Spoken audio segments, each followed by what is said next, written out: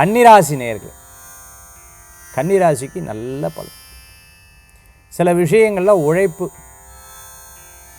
உழைப்புக்கு நல்ல பலன்கள் உண்டு. உழைப்பு நிச்சயமாக காப்பாற்றும். கன்னிராசி என்பவர்களுக்கு சில விரயங்கள் இருக்க தான் செய்யும். சில காரியம் நடக்கும், சில காரியங்கள் நடக்காது. நான் ப்ளஸ்ஸாக சொல்லும்போது ஆஹா சூப்பர் சார் நிஜமாக நல்லா, மைனஸாக சொல்லும்போது ஏற்றுக்கணும். இது சரியில்லை, இன்றைக்கி 60% சரியில்லை, 50% நல்லா இருக்குது, சூப்பர். 50%, 40% நல்லா இருக்கு இல்லையா, 30% நல்லா இருக்குல்ல, 20% நல்லா இருக்குல்ல, 110% நல்லா இருக்குல்ல, 200%, அந்த மாதிரி அந்த பர்சன்டேஜை வச்சு அப்படி ஓடிண்டே இருக்கணும். அதே போன்று இந்த தடவை ஏற்படக்கூடிய அனுபவம் அடுத்த தடவை நம்ம இந்த தப்பு பண்ணப்படாதுங்கிறது.